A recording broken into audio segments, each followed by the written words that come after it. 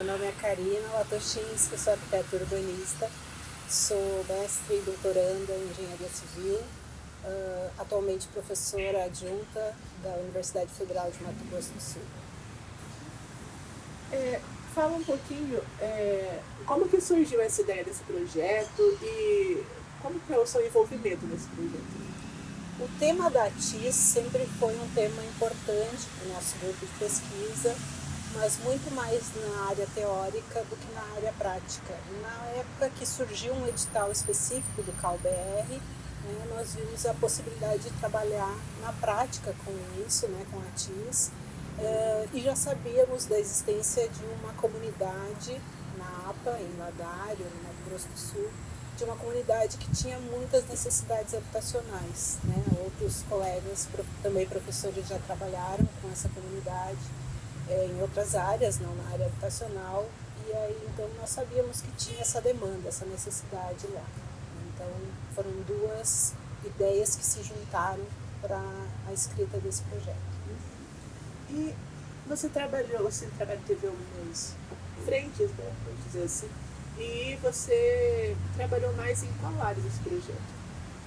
Eu, nesse período de execução do projeto, eu estava me dedicando também a um doutorado, Então, minhas atividades foram pontuais, fui poupada em muitos momentos, mas eu tive conhecendo todas as partes, conhecendo várias das atividades. Então, eu estive presente desde as primeiras reuniões com a comunidade, também no primeiro momento em que os profissionais foram para a comunidade, eu estive junto, também orientei os alunos, quando os alunos participaram, os alunos de graduação participaram do projeto, elaborando maquetes, conhecendo também a comunidade, eu estive presente. Então, as minhas atividades foram pontuais em alguns momentos, mas eu tenho essa visão do todo também, de todas as atividades que foram desenvolvidas. Aí você teve essa atuação, então, com a população e também com os arquitetos, né? Sim. Eu queria pedir para você detalhar um pouquinho mais dessa sua atuação com os arquitetos. Alguns dos arquitetos a gente já conhecia, eram nossos ex-alunos, então nós víamos que eram muito jovens, que às vezes não tiveram ainda uma vivência em comunidade. Outros arquitetos, que foi um edital, uma chamada pública para todo o estado do Mato Grosso do Sul, outros arquitetos já tinham uma bagagem nesse tipo de projeto. Então a gente conseguiu perceber que nesse primeiro contato com a comunidade, vários dos profissionais precisavam de algum meio de campo, Então eu me vi muitas vezes como esse apoio de tentar dar um toque, tentar dar um conselho de como se aproximar daquela comunidade, porque muitas vezes o profissional não tem ideia de como fazer, de como conversar com uma população que não sabe o que é uma planta baixa, não tem noção do que seja um projeto de arquitetura. Então a gente primeiro precisa acessar, se fazer entender para essa população, entender as demandas que eles têm para a habitação e aí na sequência, sim, executar o trabalho. Então, o que eu fiz em alguns momentos assim com os profissionais de arquitetura foi tentar conversar, esclarecer algumas coisas que eu percebia, Eu não, a minha atuação era só assim, observando, Eu não tive nenhum trabalho prático nos levantamentos ou nas conversas, mas quando eu podia, eu dava ali um toque ou outro, fazer algum comentário, principalmente naqueles arquitetos que eu via que eram mais jovens, mais inexperientes. E aí também tivemos algumas partes de troca de experiências, de coisas que já foram vistas, trabalhos que a gente já viu que foram bem sucedidos, algumas conversas assim durante o desenvolvimento do projeto, também tive em contato com esses profissionais. Você fez esse trabalho de orientação? Praticamente isso, Só que é uma relação um pouco diferente, São profissionais. Eu estou acostumada a orientar alunos, e aí eram profissionais, então eu tinha que ser... são colegas, então era mais uma conversa mesmo, não dou esse nome de orientação, porque eles são livres para seguir a ideia deles, mas eram alguns toques, assim, uns conselhos, Então, meu papel também foi como apoio no geral no desenvolvimento das idas e vindas, né, porque a gente está distante da comunidade, são mais de 500 quilômetros que nos separam aqui Campo Grande de Ladário, que também é no Mato Grosso do Sul. Então eu atuei nesse apoio logístico muitas vezes, de organizar as idas, né, as etapas, e também atuei aqui em Campo Grande junto aos alunos de graduação do projeto de cultura no desenvolvimento de maquetes físicas e na revisão dos projetos depois que os arquitetos já tinham finalizado, né? Então a gente padronizou algumas informações, pedimos os arquivos editáveis e aí junto com os alunos a gente foi fazendo uma organização assim, padronizando todas as informações. Precisa de muita sensibilidade, né, para essa análise e também para o contato, né, com a população. Exatamente. E naquele caso, né, a gente viu uma população que eu até me assustei logo nas primeiras idas, uma população muito idosa, muito fechada. Então não é uma comunidade que a gente via várias crianças, né, que é comum de ver em comunidades onde a habitação social a gente vai atender. Né? Então eram comunidades, lá era uma comunidade mais idosa, mais isolada, mas aí fomos conhecendo, né, isso é coisa do primeiro momento, do primeiro impacto, fomos conhecendo e aí vimos que não, né, que são modos de vida, é um modo mais recluso, né, o pescador tem ritmos diferentes e a gente tinha que compreender também essa questão do modo de vida ribeirinho. Então, mas assim, os arquitetos tinham uma ideia, tinham um desenho, tinham um projeto e a partir daí você percebia uma dificuldade, né, da adequação daquele projeto com a situação, né, que ele seria executado. Que adaptações foram necessárias assim para se chegar a um projeto realmente ideal, um projeto que coubesse, né? Eu acho que principalmente assim, o que a gente percebeu foram inadequações na linguagem. Muitas vezes os profissionais queriam trabalhar com aquela habitação social que é padrão repetida, né, em vários conjuntos habitacionais. E lá não era, né? A gente tinha sítios muito específicos, condições, regime de cheias específicas, né? Insetos, nós vivemos lá um período cheio de mosquitos, né? Então é uma condição do local, é uma condição que a gente tem que perceber, temperaturas muito elevadas, isso faz parte do arquiteto, né? Perceber o local em que a pessoa está inserida e aí adequar tudo isso numa solução arquitetônica é importante e muitas vezes o que a gente viu nos primeiros projetos eram projetos no padrão urbano, no padrão que a gente está acostumado a ver repetido. Então, a gente teve que conversar, ponderar para os profissionais se mudanças não eram adequadas naquela situação, né? Tanto por soluções, que às vezes os materiais não eram adequados para o local, também por áreas, às vezes na tentativa de aproveitar mais a área que o morador já ocupava naquele local, as áreas construídas foram muito grandes, né? Então a gente também tinha que readequar isso, identificar o que a gente poderia usar de material que é mais característico do local, ou que tem uma relação até com a questão térmica mais positiva, né? Então nós tivemos que pontuar algumas mudanças, né? Principalmente isso, na adequação às condições do local mesmo.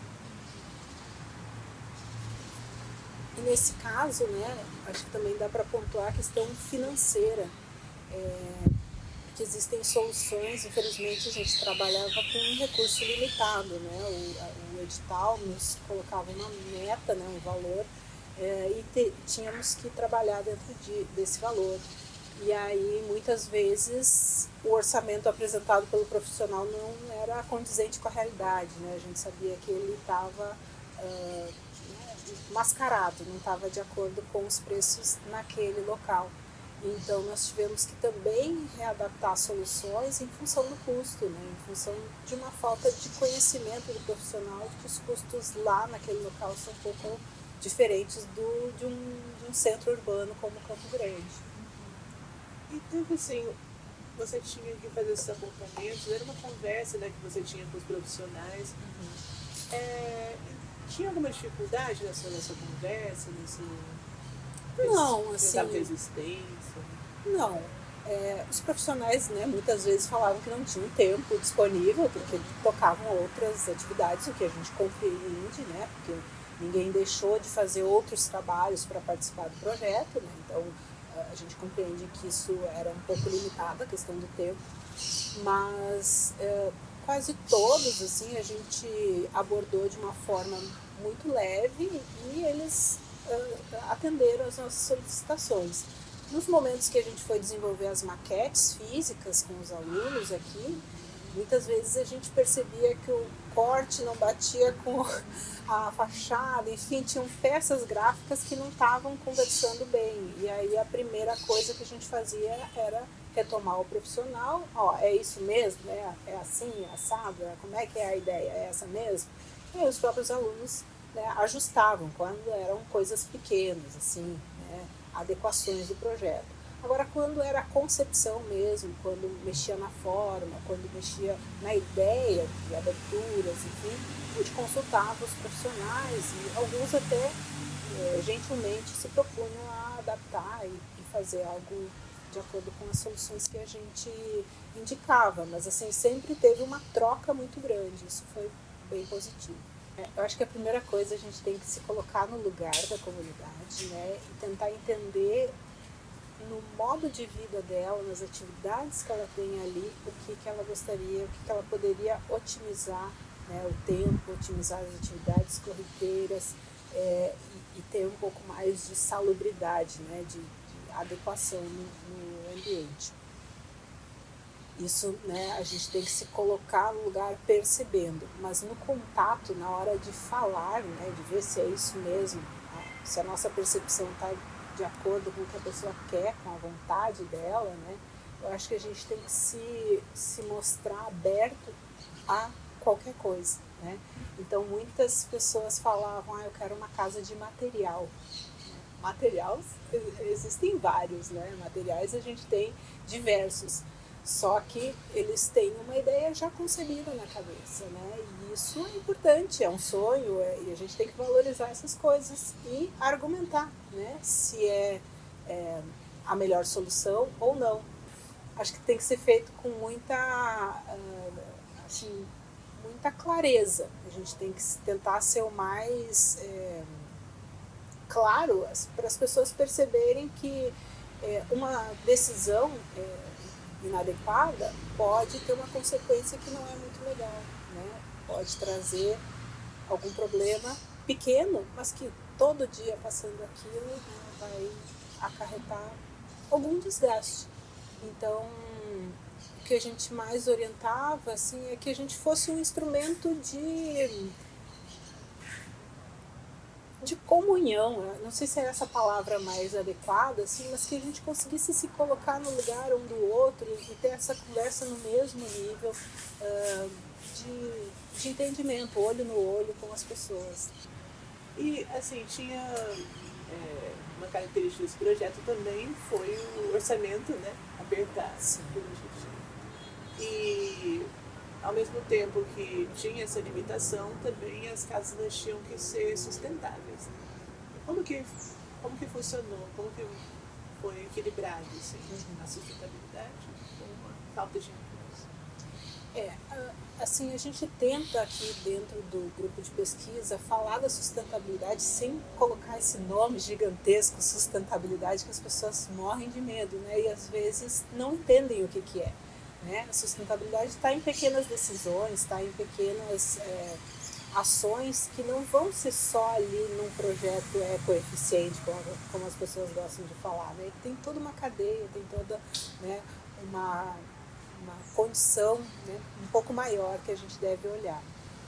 No caso dos projetos, a gente sempre busca que os materiais sejam assim, utilizados com o menor impacto ambiental possível.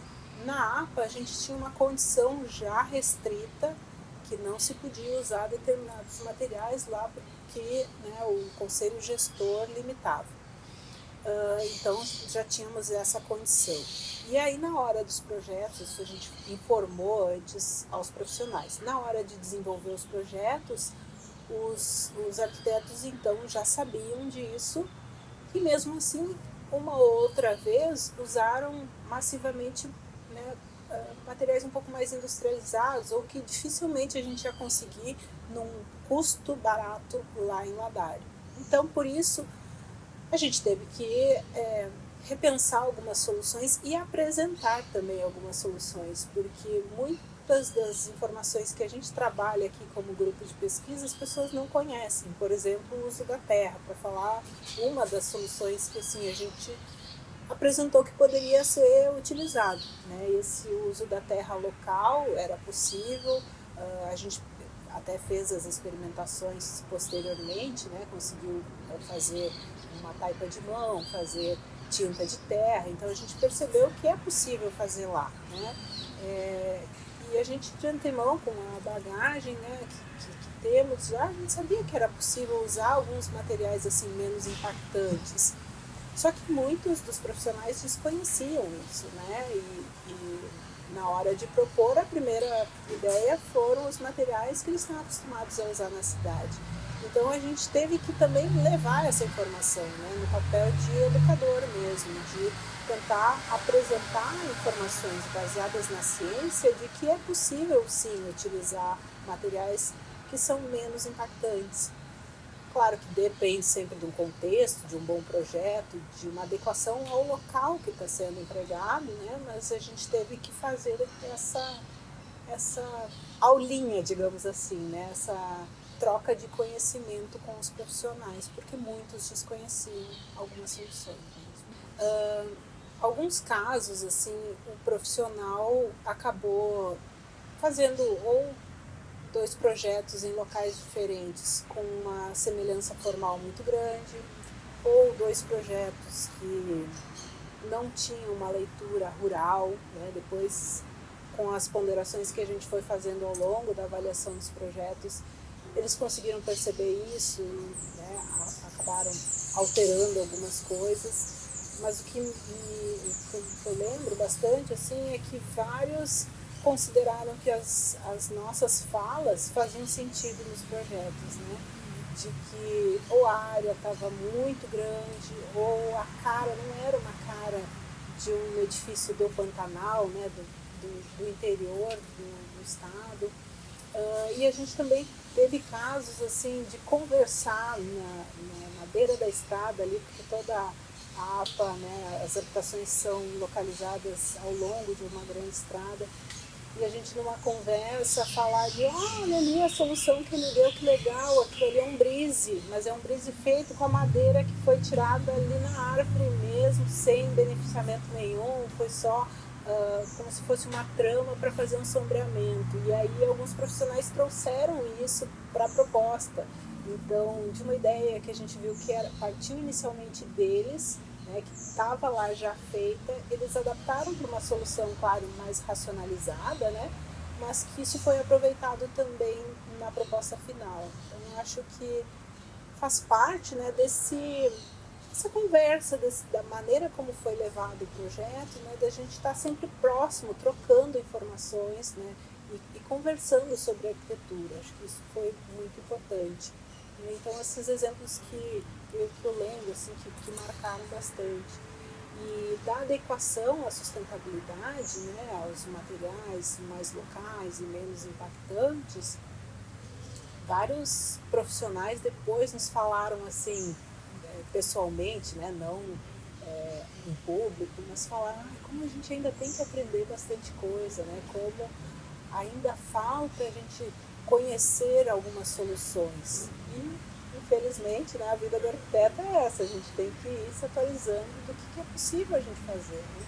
É interessante, né, esse projeto, assim, pensando agora, né, tipo, ele é muito sobre conversa, né? Exatamente, convívio. Na escola, com a comunidade, tudo existiu essa delicadeza. Né? Exatamente, e assim, acho que por isso que quem ficou até o fim, até agora, e quem está participando e se envolvendo ainda, é quem de fato acha a causa social importante, né?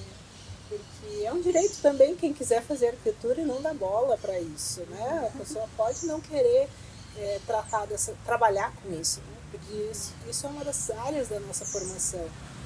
E tá tudo certo, se quiser trabalhar só para cliente rico, tá tudo certo. Só que eu acho que é importante a gente, para trabalhar no social, né, para trabalhar com comunidades, ter muito esse jogo de cintura e essa conversa, e tá sempre disposto a enfrentar alguns problemas, algumas coisas, né, e solucionando o que aparece, porque é uma questão de adaptação mesmo.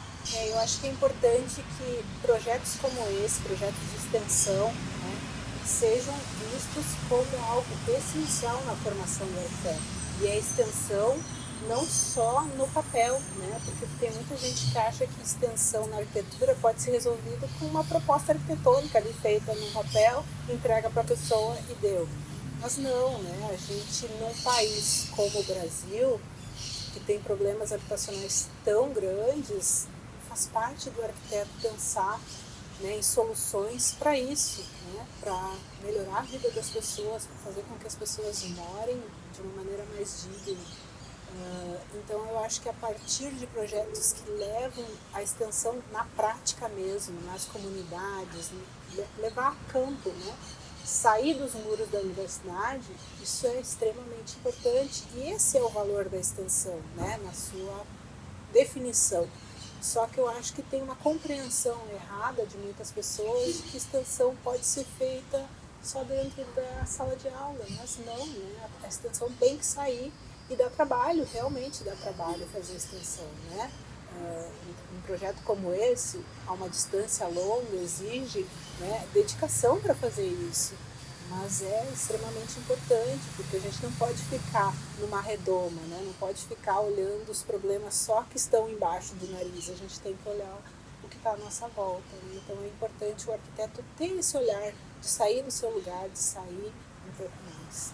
E acho que foi importante dentro do projeto Casa Eco Pantaneira que a gente viu que a ATIS tem muitas possibilidades, né? Então, muito do que a gente vê como definição de ATIS lá da lei, a gente tem que aplicar, porque aí a gente vê os problemas que surgem, o que é possível solucionar com a lei e com a atuação do arquiteto.